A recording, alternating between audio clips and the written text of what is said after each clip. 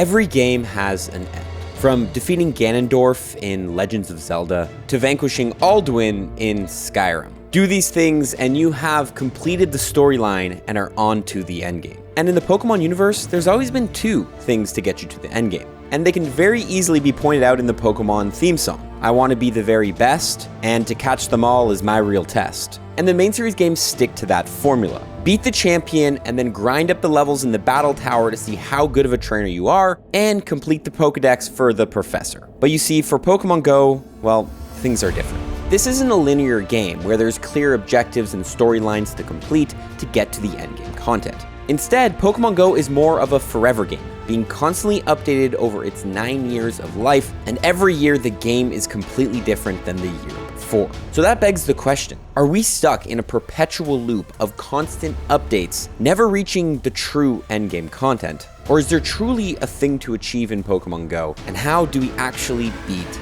this game? Well, you see, it all started in July of 2016 when Pokemon GO was launched, and it was a simple game. There was no trading, there was no rating, there was no appraisals. You could catch, you could hatch, and you could battle Pokemon in gyms. Niantic did not expect the game to blow up as much as it did, so they kind of just built a light beta testing version of the game, very bare bones. So pretty much in 2016, there really wasn't much endgame. The most you could do was complete your Pokedex and power up your best gym defending Pokemon to try to hold gyms for as long as possible. It was fun at first because it was a new novel thing, but it got stale pretty quickly as we saw a huge drop of players at the end of 2016. And this brings us into 2017. With Niantic understanding the popularity of this game, they understood that they need to put a lot of features into the game to make the game exciting, to give players who are really addicted and push their way to the top of the Pokemon GO leaderboards something to do. This implemented things like appraisals, which was the first step towards IV hunting where you could find yourself 100% IVs. Shiny Pokemon were also introduced, giving a new Pokemon to hunt after. We had raids, special research,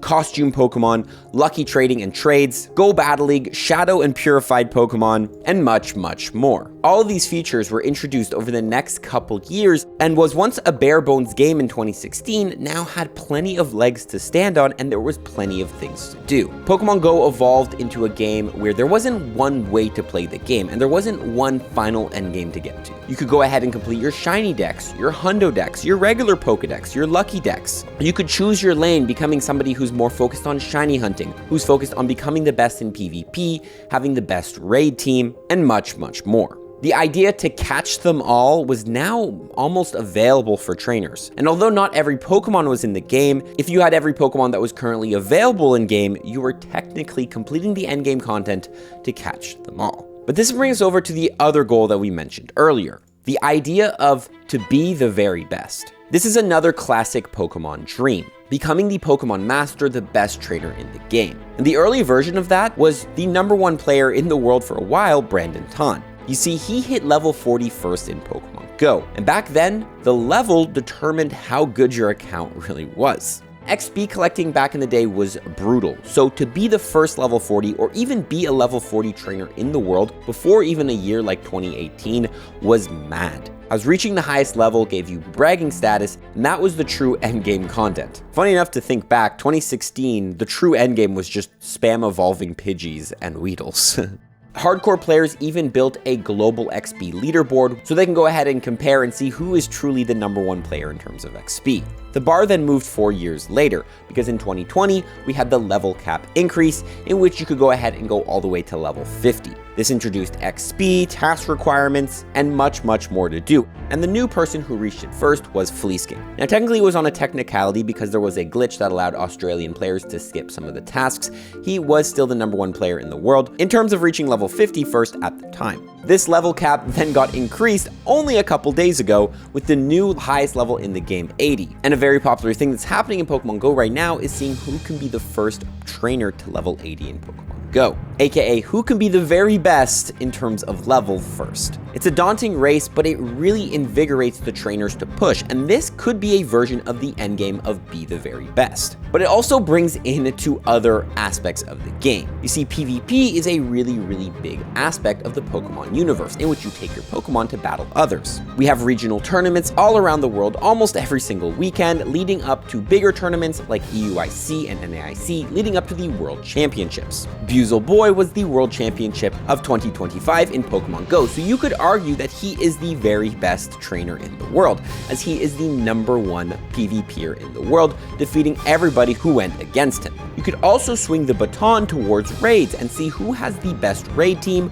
or has taken down a raid boss the quickest. You see, that's the thing about these sentences, to catch them all and to be the very best, is that there is no one definition for what this means. Are you into XP? Are you into catching? Are you into PvP? Are you into raiding? What are you into? In the early years, it was very clear what the endgame was, because there was only limited things you could do, but now Pokemon GO has branched out with so many different ways to play the game, and that is the beauty of it. Do you want to complete the Pokedex? Do you want to catch all the pink shinies in the game? Do you want to try to hit legend in PvP or even go for a regional championship win? Or is your goal to just be healthier and play Pokemon GO while getting more steps in to lose weight? You see, this game is forever changing, and Pokemon GO in 1 year, we don't know what it's gonna look like. So that's why it's always important to decide what is important to you. What do you want to focus on, and have fun doing it? I can't stress this enough here on the channel, but I always say Pokemon GO is meant to be fun. Video games are meant to be fun as an opportunity to relax,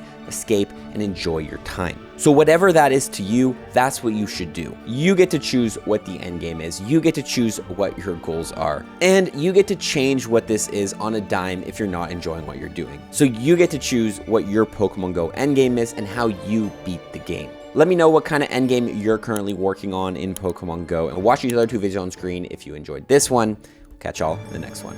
Follow for tips. Peace.